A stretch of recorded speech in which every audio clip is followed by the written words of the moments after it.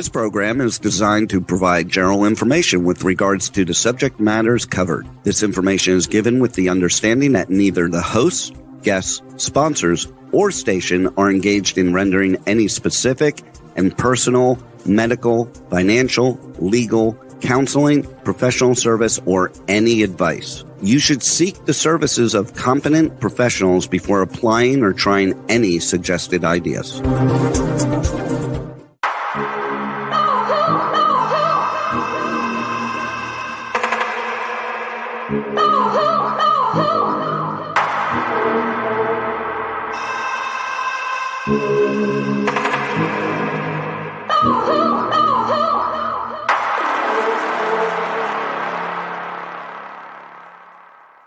Good morning, true seekers and true crime junkies. Welcome back to another episode of Hit the Road Jack, Finding the Zodiac. We have a lot to cover today in regards to a couple murders and abduction, information that has come forth in regards to research done by other people, which is really kind of where I want to start with everything today.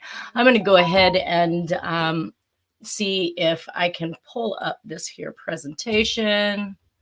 Come on. There we go.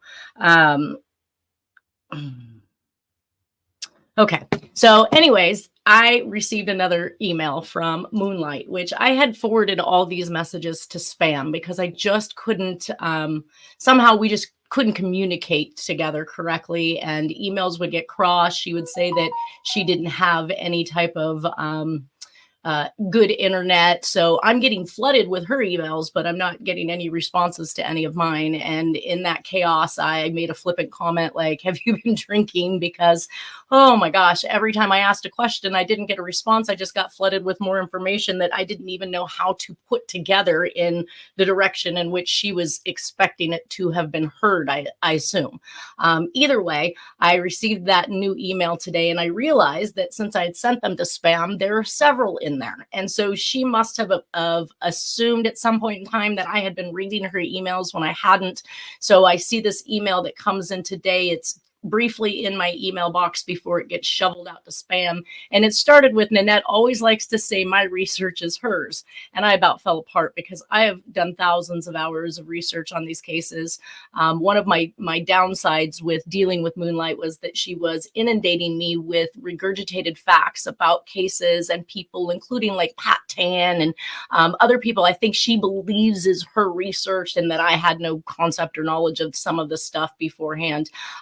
I literally told her that I needed to work in chronological order with this in order to stay with the theme and the things that are happening at the time. And if she had anybody that she knew within those timeframes, that's what she should send me. But I found myself, like I said, I probably have 100 or so emails in a very short period of time from her. And all of it, there's just no possible way for me to go through until I'm in that time frame. And this is kind of one of the points that I'm going to point out here with what she put into this email, which she actually CC'd Sandy Betts and several other people I saw as she's, trying to demean me, telling me or telling everybody else it's demeaning to her that I'm using her research, and then I'm mocking of her research. I'm not mocking of her research. The only thing I said is that the Chevy Biscayne that Nora owned was not an Impala, but she is convinced it was an Impala. So I'm not going to have to, explain that too many times. It's on the podcast. You can see the identification card. You can see the VIN number. You can see how the VIN number matches up to what the Chevy Biscayne was for 1964. So not only was it not an Impala, but it didn't have the long headlights in which the victims at the girls or witnesses at the Lake Berryessa site had come to know as long, straight, rather than rounded headlight or tail lights, which is what would have actually. Oh, you're on the line here with us, Harriet? Oh yeah, I'm hanging out right now. What I'm hearing, I'm thinking like a code breaker right now. If I would have seen the evidence lately, because I'm knowing now so much of the evidence that was relayed in the UPI. Let's just say somebody says the two girls, Mary and Jane, stated it was a Biscayne. We're not doing codes right now. I'm trying to say code words. I'm just trying to say that I would be thinking now as a code breaker, oh, but it is not. It's an Impala. I would anagram all that out to get the message. Oh, well, no, but it wasn't an Yeah, Impala. Chevy, yeah, the that's Chevy, what the I'm Nora, saying. Yeah, right, was a the Biscayne, not an people. Impala. So I'm just trying to state the facts that my research led me to. That Yeah. wasn't me using her research. And again, 1971, when she introduced it to me, was well before the time frame. I wasn't in 1971 yet. We haven't even got there yet. And this even alludes to the new picture that she sent in her email, which is in 1974, 75. I believe Jack didn't own this truck until this time frame. So again, she's years in advance and telling people that they can use this. I thought it was interesting, though. She points out I've marked in red circular Jack's boots, shoes, the two pines, his shovel, chainsaw, and anomaly in the water. Now, she claims that this is the peak. This is related to the peek through the pines card, stating that at Hellhole Campground, which I know you know some about Hellhole Campground, but she's really trying to put this all together in regards to the Red Phantom letter, in which he says, put Marco back in the hellhole from whence it came. Now, I want to say this letter is in the 1970s too, 1974, 1975. Again, I'm not at that area. I cannot confirm what year this letter was written, but it may be in time with that picture that Jack took from the campgrounds. But she's making the claims that that's exactly where Jack is at Hellhole Campground, and that you can peek through the pines and see South Lake Tahoe from there, or at least that's the gist I'm getting from it. And then she brings back up these images that we see here, that this great big huge zodiac symbol was found on top of the mountain up in Hellhole, and her conspiracy was that the media was trying to shut it down, keep it from being seen. Everybody was getting blocked out of it, it basically, they were trying to stifle this information. However, plenty of pictures arrive when you Google it, so I can't see how they're stifling it. It's just too much. Either way, that was just my short insert, because to hear her say that I'm using her research, my response to her was like, I've believed in Jack since 2009. I've had all of his properties and his belongings, including the pictures she's using to make the subjective, I guess, nature of what it is she's trying to state in regards to that picture and where he might be. All of these things, they came from me. So if you're saying, and then she says her suspect, which she's alluding to Jack. I'm like, Jack, your suspect? I thought Frank Manali, whoever those other guys were that we were talking about back when she brought that up. Again, those were people from 1976 that she was trying to cram down my throat at a time frame when I was still working on the original 5 suspects from the Zodiac Killer. I don't know. I get exhausted and I get tired from individuals that are... You're getting sidetracked. I mean, in my opinion, it's a wonderful smokescreen to distract you, and then because good things are, probably going to be needed to be focused on. And I don't know how these people surface. I don't know who she is or how old she is, but she's deferring to Sandy. Sandy Betts was CC'd in that email, and I thought that's hilarious because Sandy Betts didn't have a good taste in her mouth about this person, and in fact called me asking me who the heck they were and what they were on. We had quite a great conversation over it. But the point being is that she keeps blasting me. Why do you keep emailing me? She told me to basically leave her alone, and she did this in a procession of large font, 36 probably point or higher, all the way down an email about 20-30 times, to leave her alone, leave her alone, leave her alone. I'm like, you're the one emailing me. I'm not asking you to email me. And in fact, when I sent her to spam, it was so that I could stop listening to the nonsense of her bash at 1 minute. I'm going to do something else. I hate this industry and the people that are in it. Well, good. I'm glad that you're able to move on, and I hope that your endeavors go well. And then I'd get a response back about how I'm a jerk. What's that?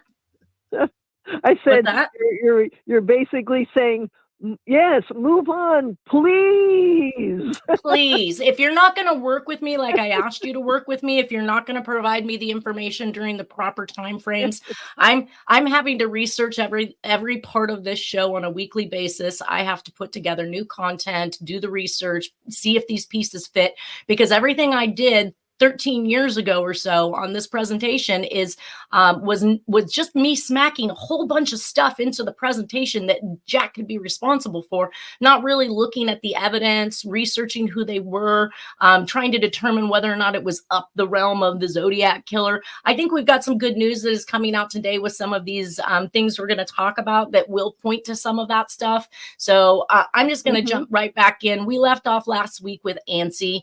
I know I talked to you a little bit about you had mentioned the Ansi peyote button gel. Yeah, the dirty stuff.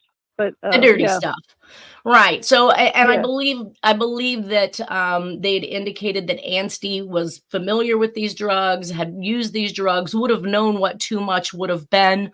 The bottom line is I did find the article that said Eva Blau died from shock due to a drug toxicity from mescaline.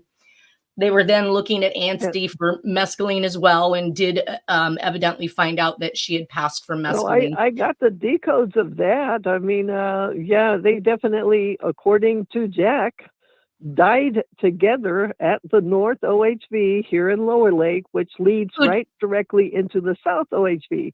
But I mean, they died together, and there's drugs. Eva Blau and Marie Anstey, the detectives up here in Lake County and connected too with Napa County, believe that the two had died pretty much together, but the body had been moved. He left a message by moving her body and laying. Yeah, so I can go on and on. I thought they were abducted on different days. So we have Anstey on 3/14, and we have Blau on March 3rd. No, let's see. That's when they were found. But they had found But she was last seen on March 13th. Anstey was, and my information on. Oh, that's Cosette Ellison. Oops. Okay, Eva Blau was March 3rd. Yeah. Why they're basically connected. From what I got was. So found March 13th. I'm sorry, she was found March 13th, 1970, in a driveway of a fruit drying yard, and the last time that Anstey was seen was March 13th. Ooh, that makes for some interesting information right there. And they are found in a general location of each other, right? But Santa Rosa area. I'm going to get my book out. It has to do with the main foe for these guys, mainly Jack, is Darlene Farron. Anybody connected in any way, shape, or form, and if they link to other people that are connected indirectly to Hoffa, that's what's gone on with these girls. He's clearing out some people, and he's going after them for their connections to people who were connected to people who killed his boss Bobby Kennedy in the ICU. So, how did these girls wrap up around that? Let me get this out. Let me get my glasses. It's because they were buying drugs. Hold on a second.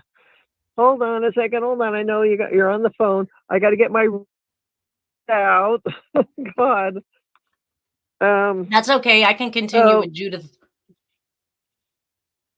Well, I mean, I don't want to get too confused for people, but have we not? We've not seen those solves yet. Then, right? They're coming up. Yeah. See. Yeah. Okay. So we'll make those connections. We'll make those connections then when they come up. Yeah, because I found it very interesting that it was having to do with the base. I think everybody will know. Yeah, I basically live in this town, and I was like, my God, I just happened to move up here because I had family up here 20-something years ago, and then I was in the Zodiac cases, but they didn't know. And then, lo and behold, there's a lot of activity that was going on circa 1970s in this area Yeah, that yeah. connected. Yeah, Well, and it was let's an look at. easy connect. Go Well, I was ahead. going to say it's an easy connect. I've taken the Zodiac Killer road trip from Knoxville. I'm sorry, from Morgan Valley Road that links right into Knoxville, Berryessa Road. And back in the day, circa 1970, you could get there in about 15 minutes. But now, Right. because the road is so old and it's in a BLM land area, but I said, wow, this is how Jack got away. Logically, he did what he had to do in Berryessa and could hop onto the North OHV.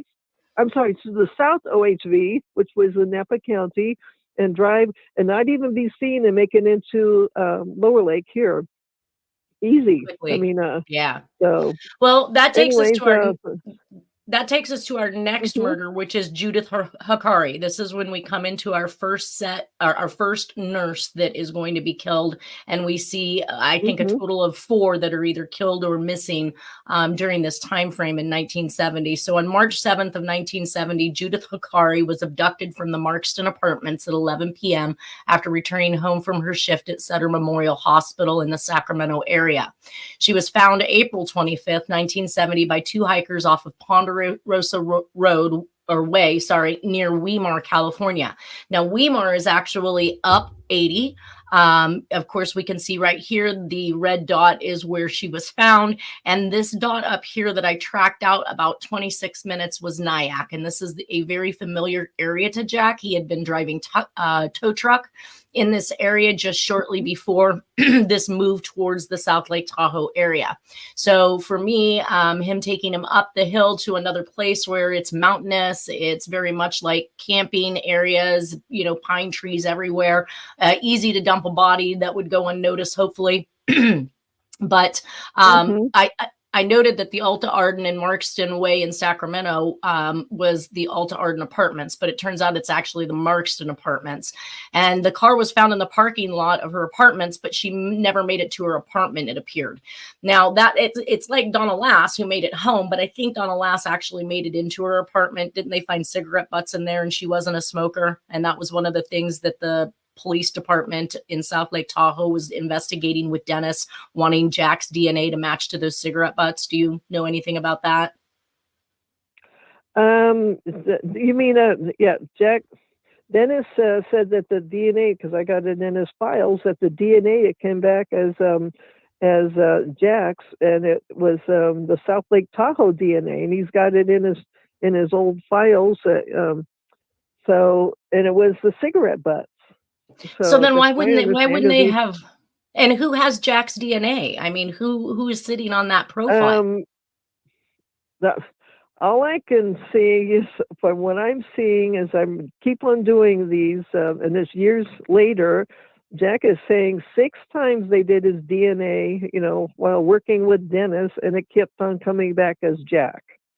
So we got a lot of dirty secrets out there, Well, it'll be interesting to follow up on that.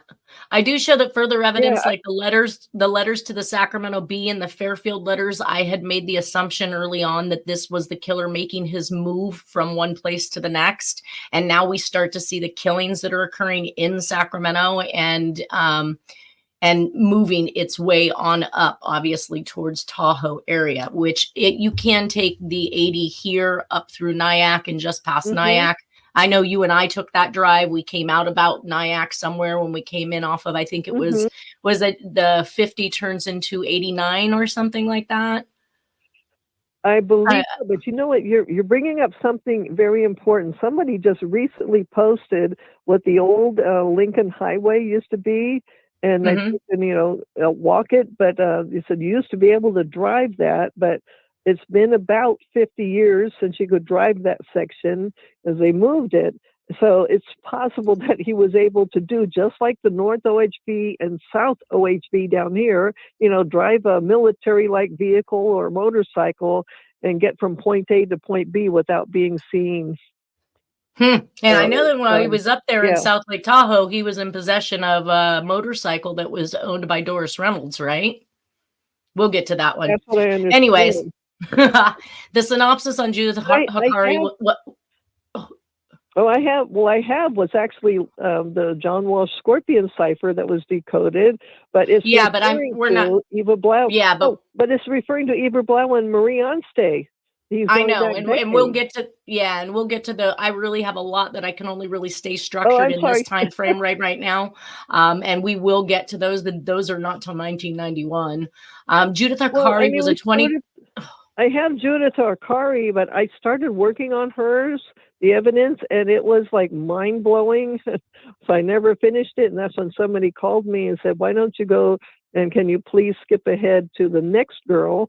Which was linked into after Marie Onstay and after Eva Blau. But it's interesting you're talking about Judith Hakari. I got a lot of information yielded just by looking at her evidence. And Gotcha. She was just hanging out with the wrong people at the wrong time. Again, well, and it becomes a theme. The nurses stuff becomes a theme, and so he is striking out at nurses. You're trying to show through your solves that he's mad that some type of nurse operation was used to finalize the death of Robert Kennedy. So now all of a sudden we're starting to see these. Yeah, there's more though. There's other people involved, and I know. I'm just trying to stay in. I'm just trying to stay in short. Yeah, I'm just trying to stay short here. And the fact that your solves are indicating that he believes Donna Lass and Darlene Ferrin were involved in some type of a nurse co-op to finish off RK, and then we start seeing nurses that are being killed. So there is some type of correlation there.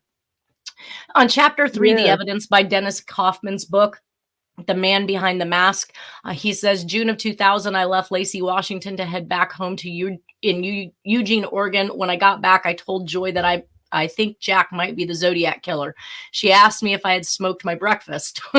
I told her that I was serious and briefly explained what led me to believe this. After hearing the reason, she thought, I'm in the middle of the show. Let me see here. Briefly explain that led me to believe this. After hearing the reason, she thought it was a good possibility that he could be Zodiac. He knew he couldn't do much from there, but he needed to get down here to the back to California to speak to Gary, which was Jack's nephew. And I guess Gary did not like his Uncle Jack, so he would be willing to help, Dennis thought. So after talking to Gary and he told him that he thought Uncle Jack was the Zodiac Killer, I guess Gary took a look at some of that evidence and determined himself too. He was up all night, it says, reading about the Zodiac on the internet. So Dennis and Joy started reading everything. And of course, Gary mentioned that Jack had converted that old school bus into a motorhome in the late 60s. He remembered Jack having a .45 caliber gun, which was also something consistent with what Brian Hartnell had reported. He also remembered hearing Jack and his son Barry talking about this girl they had picked up hitchhiking. They picked her up in a truck and camper and had pulled off the road somewhere and took her into the camper and raped her. This made me wonder if Barry knew who his dad was or maybe even helped. Gosh. Sorry, you guys, my phones are going off and being crazy. So basically he's talking again about other family members who had stories quite like Rick Larson did about burning a man alive in a shack somewhere. So some of that stuff is coinciding with what we know or would think the Zodiac Killer would be possible of doing. Looking at the Fairfield letters and the victims list at this point in time, I really only found murders in Napa and Sacramento at this point. So it does hold some truth, but we still have a long ways to go. And again, these are predicted murders for the future. Did you ever find anything that showed that Fairfield letter where he claimed he was going to take all of those victims from those different places, that there was any truth or backup to that in any later solves?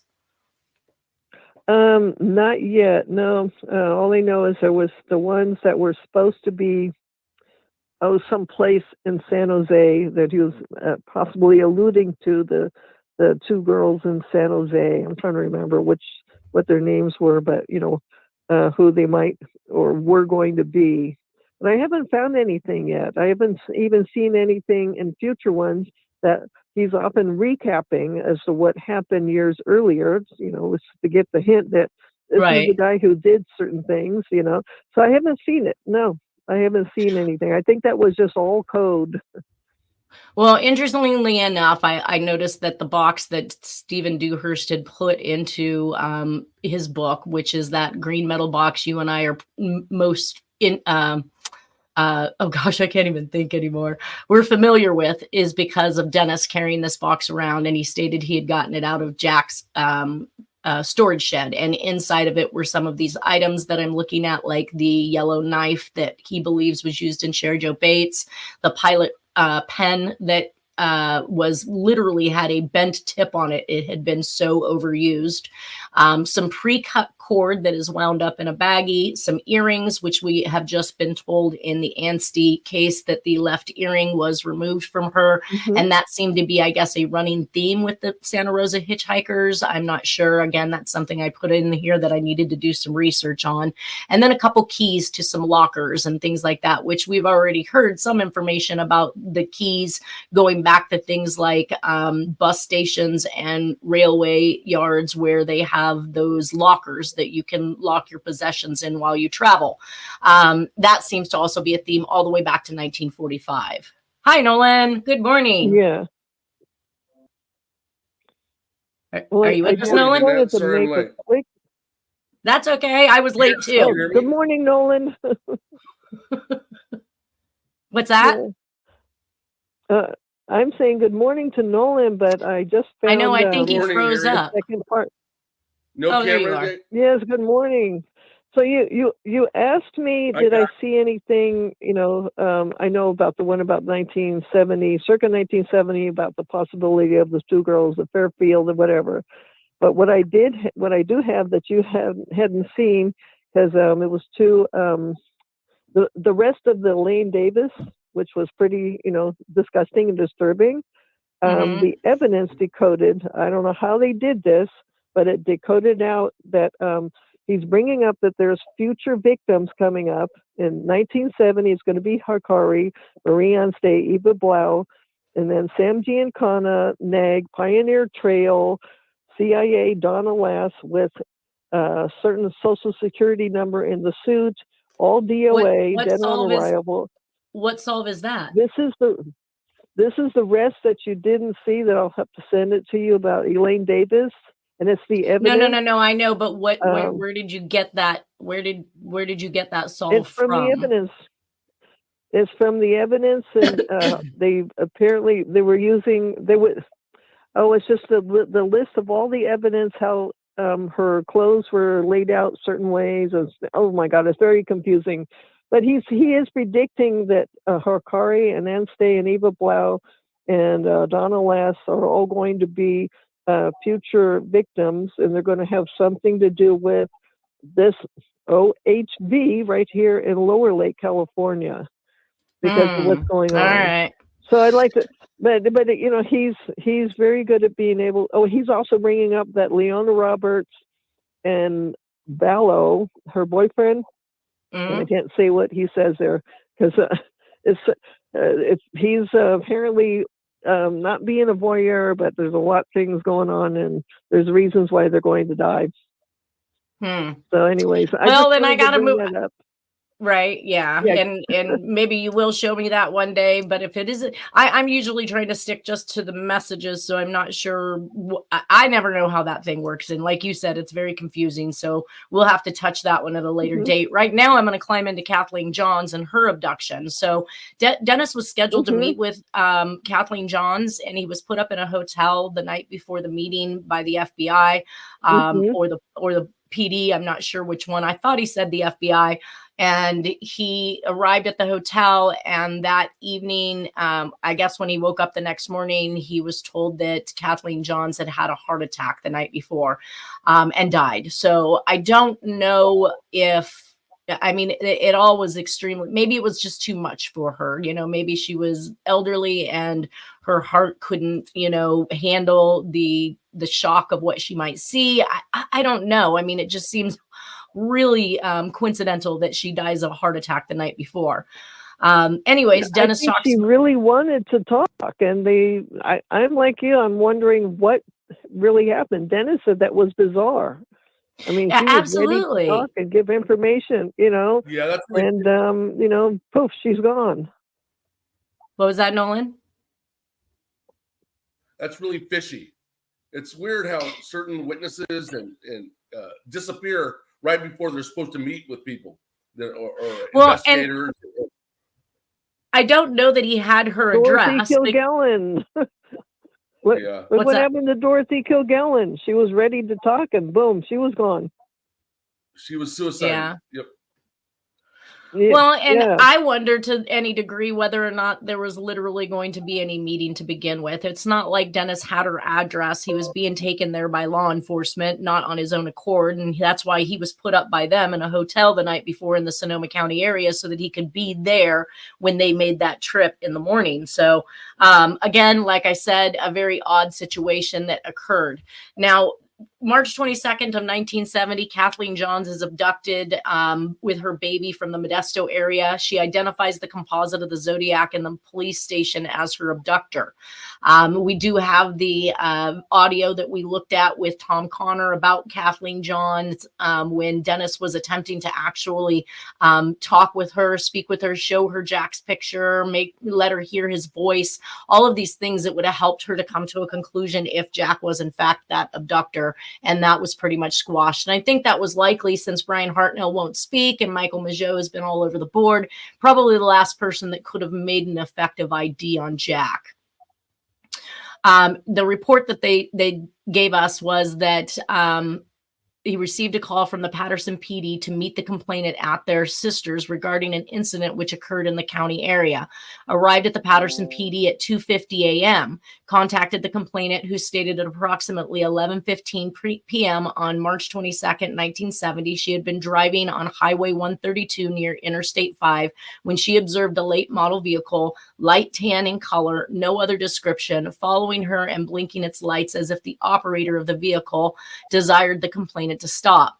Complainant stated she stopped her vehicle, a 1957 Chevrolet Southwest bearing California license BOJ 518, somewhere in the area of Highway 132 and Interstate 5. She advised that the exact area is unfamiliar to her and that she was not sure where the vehicle had been stopped. Now, mind you guys, she's moving from the San Bernardino area up here to this direction, at least on the stuff that I'm reading. So yes, she wouldn't have been familiar with it. Complainant stated that a white male, approximately 30 years old, 5'9", 160 pounds, dark hair, wearing black rimmed plastic glasses, wearing a dark shirt, ski jacket, and dark blue bell-bottom pants. Now, this certainly sounds like the type of clothing that the Zodiac's been quoted as wearing. Approached her vehicle and advised her that her left rear wheel of her vehicle was wobbling and that he would repair the malfunction. Complainant, so here we have the fixing of the car, or actually the sabotaging. Complainant stated that she stayed in her vehicle and observed the suspect take a tire tool to the rear of her vehicle and work on the wheel for approximately 1 to 2 minutes, at which time the suspect approached the complainant and advised her the wheel was okay at this time and that she could go ahead and proceed. The complainant then observed the suspect pull away from the roadway and proceed from the area.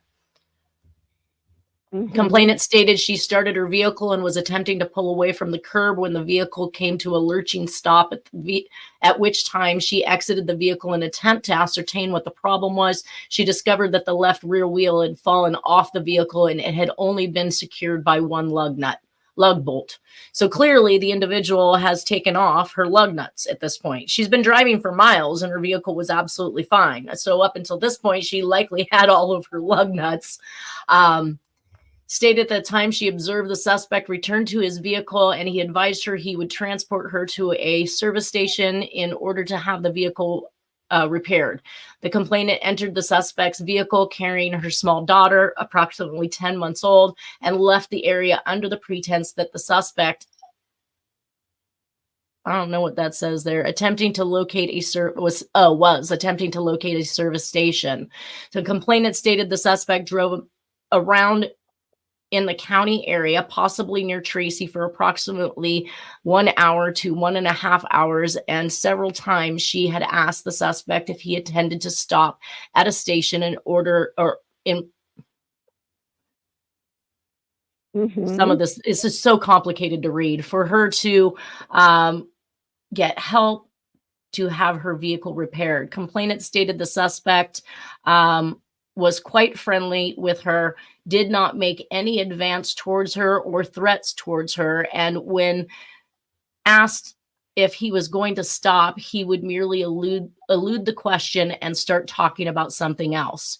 She became quite frightened, feeling that possibly the suspect intended to do some physical injury to her, and that when the suspect stopped at a stop sign, the exact area or location unknown, she jumped from the vehicle carrying her daughter and ran into a field nearby, hiding from the suspect.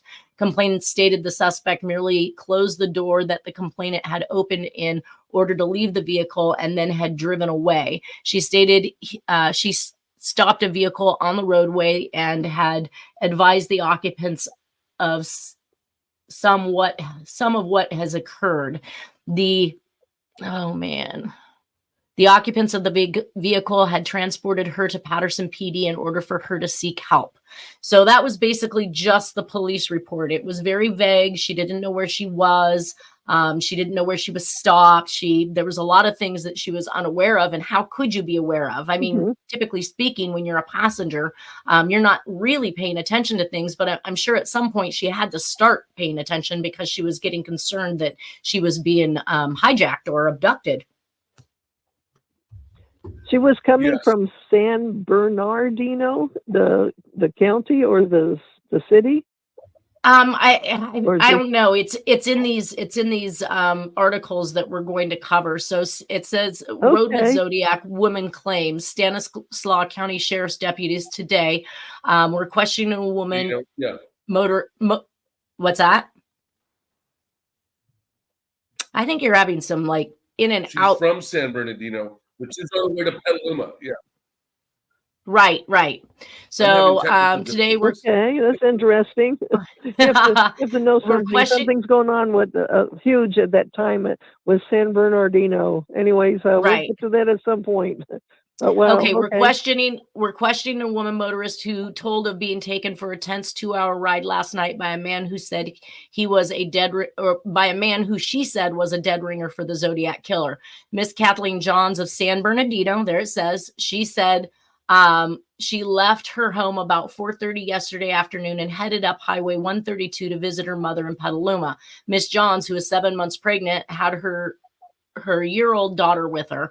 About 11:30 p.m., she said, near the town of Patterson. So this is all pretty much. So he began blinking his lights at her. She pulled over as did the other car. A man leaned out and said that her left rear wheel was loose. Sure enough, she said there was only one lug nut on the wheel. The man then offered to drive her to a garage, and Miss Johns entered his car. However, she had left the keys in her car's ignition. I thought this was important to point out because we're going to talk later when they find her car, she says the man went back to her car, she said, turned off the lights and pocketed the keys. She'd never got them back, she said, so they were never found. Then began a weird 2-hour ride. Miss Johns said at no time did the man make any advances to where we read that, despite her pleas to find a garage. After 2 hours, Miss Johns said she jumped out of the car at a stop sign, clutching her daughter. The man made no attempt to stop her, but drove on. Stumbling down the road, she was picked up by a farmer and his 2 sons and taken to the police headquarters in Patterson. As she entered the police station, Miss Johns spotted a Zodiac wanted poster in the wall facing the door, bearing a mock-up drawing of the fugitive Mad Slayer. She began to cry and scream, "That's the man, my God, that's the man who picked us up." Adding a weird touch to her story, to the story, is the fact that about an hour later, Miss Johns' car was found on Highway 132, burned. Somebody had put the torch to it. So you're reminding me, I got to do the Kathleen Johns letter. I've skipped over so many when I was getting so excited. That's the one I got to do too, but that's coming up in the next couple of weeks for me to do. But there's things I'm seeing about San Bernardino, enlightening amen, and with kind of like Charles Manson issues. This brings us all back to circa 1970. There's a lot going on, and wow, Jack is a busy guy with the other people, but definitely Jack. So there was a reason why she was picked up, And So, Nolan, anyways, you were trying to say something. Let's see if we can get Nolan in here. Yeah. The vehicle ruse is similar MO to what happened in Riverside. Right. Remember, he disabled the vehicle in Riverside for killing, and then obviously offered a system. Yeah. Right. Yeah, we're continuing to see this. In fact, Ansty, who we just covered last week, her vehicle was found inoperable in front of an animal shelter. So she basically, so basically, again, we have a vehicle that's disabled. Very familiar. Yeah. So kind of some of the things in the articles that I wanted to put together for everybody was this one article that came out in regards to both Sherry Jo Bates being a connection to the Kathleen Johns abduction and some of the information that came out of that. It says there has never been any question the confession from the Sherry Jo Bates murderer in it included details about the crime police had kept top secret, in particular the fact Miss Bates' car had been sabotaged by pulling out the middle wire of the distributor. So they knew automatically that the confession letter was from her killer. They remained there until last week when the Chronicle, so basically the letters had remained with the Riverside PD until the Chronicle learned of their existence, examined them, and then pointed out to Riverside police that the penciled printing bears eerie and strong resemblance to that of the Zodiac's felt tip pen lettering in the numerous communications he has sent to the newspaper. That the printing on the Bates had to die envelopes seemed to match exactly the desktop poem. And perhaps the most meaningful discovery was that the two of the three notes had been signed with a Z at the bottom. Other similarities between Miss Bates' murder and Zodiac's known killers were also pointed out by the Chronicle in 3 days of the investigation and conferences with police in Riverside. The C2 handwriting expert Sherwood Morrill, after preliminary examination of the Riverside evidence, said it is quite possible the Zodiac Killer authored the notes and poem. There are minor differences, but, says Morrill, this could be due to Zodiac's ever-worsening mental condition, a murderer growing more and more confident he can kill at will. And that's something I've talked about many times, is that his messages back as early as lipstick killings were baby messages. You get into things like Black Dahlia and Sherry Jo Bates. Again, very short messages. I want to say the only letter-sized message in Black Dahlia, correct me if I'm wrong, is just the Dear Mary or Sorry Mary letter, right? Oh God, I think one more. He really didn't. More, but he was primarily postcards, right? In Black Dahlia. Yeah, he was. The postcard king. Never mind. So I know. The SLA one. But what I'm saying is that they were small messages. Yeah, he was just getting started. Yeah, small baby messages, working his way up. CIA intel stuff. Yeah, a murderer that's growing more and more confident. It was intel. Yeah. So, as far as the car.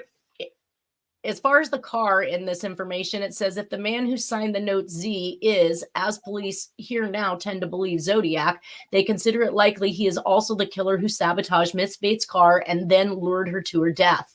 They are not without reason excitedly working to determine if the presumed initials RH on the poem might not be those of Zodiac, who has many times boasted in his writings. I'm sorry. Randolph Hearst. Yeah, no. I know that's where we've gone to with it. Of having included clues to his identity. Additional descriptive details about Zodiac have also been obtained by the Chronicle in an exclusive interview with one intended victim who by chance escaped unscathed. Kathleen Johns, 23, driving from her former home in San Bernardino to the Bay Area to visit relatives on the evening of Sunday, March 22nd, noticed a late model car following her after she passed through Modesto. The driver began blinking his headlights off and on when she turned onto lightly traveled State Highway 132. Eventually, concerned that something was wrong with her car overcame her fear, and she pulled to the side of the road and stopped. So did the following car. A man, clean-shaven and neatly dressed, approached, said her left rear wheel was wobbling and that he'd fix it if she'd like. Miss Johns breathed a sigh of relief and readily accepted the offer. It's all fixed now, he told her a few minutes later, then headed for his car. The wheel. Miss Johns started to drive away. She went but a few feet. Then the left rear wheel fell off and the station wagon thudded to a stop. The man came back, said with a sincere smile, "The trouble's worse than I thought," and offered her a ride to a brightly lit service station visibly a quarter mile up the road. Miss Johns and her 10-month-old daughter had her 10-month-old daughter to worry about and 7 months pregnant. Besides, gratefully accepted, and with the child, Jennifer got into the stranger's car because he seemed so nice.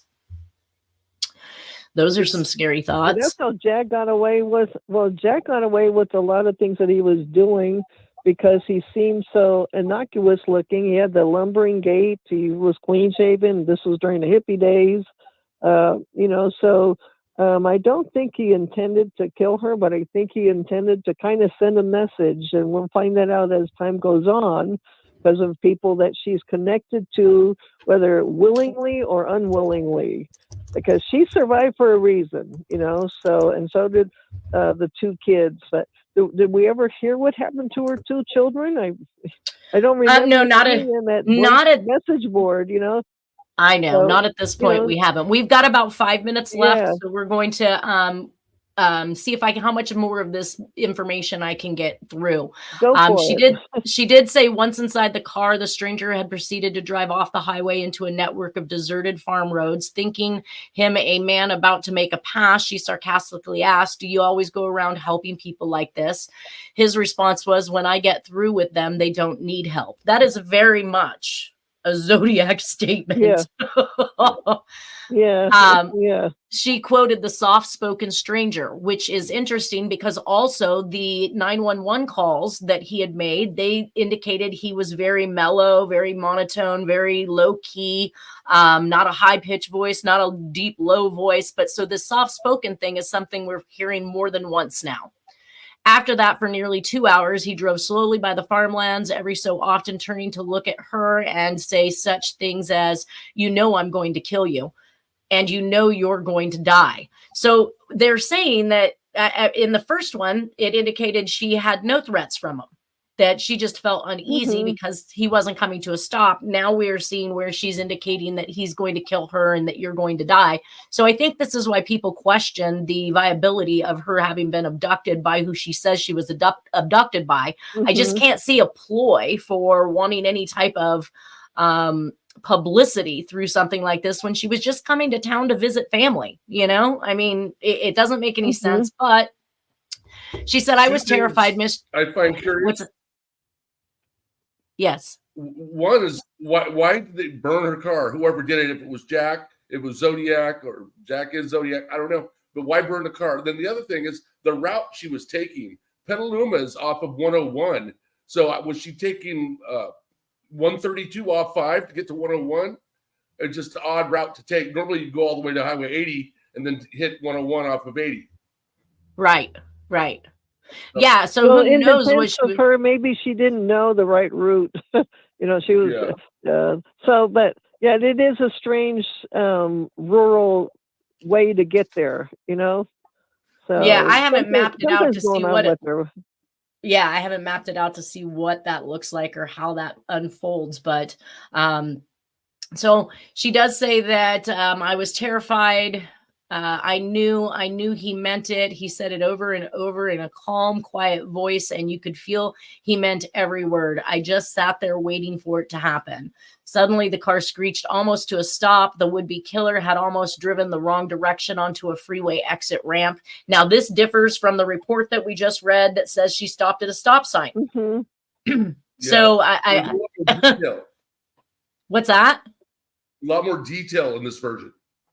Well, and you know what was interesting is when when I was wrecked into out there in the Santa Rosa area, I was hit from behind. I literally thought I was at a stop, relaxed, doing nothing. And I had completely erased the whole entire memory of actually seeing the guy with his head beneath his dash because he was looking for something on the floorboard, recognizing he was not going to stop. He was going to kill or hit me, and that I literally had braced myself, turned my wheel, and pressed on the brake. I had forgotten that I had done all of that. In the initial accounts that I gave to my doctor, that I stated I was sitting relaxed at a stop waiting for traffic to move. So I can see how things will come back to you at a later point. For an entire week, that was my story. I was completely relaxed. When it turns out, I after all of the flash came back, I had suffered a concussion. And because of the trauma and the shock of everything that had happened, I had literally compartmentalized that entire act of protecting myself. So she said, suddenly the car screeched almost to a stop. The would-be killer had almost driven the wrong. Oh, we've got 1 minute. All right, you guys. So we are going to actually pick this back up. We're going to continue with the rest of this information here shortly. I want everybody to enjoy their weekend and have a great time. Once again, it is always wonderful to have Nolan and Harriet on here with us, and I look forward to seeing you on this next episode. Thank you, you guys. Thank you very much. We'll talk to you shortly.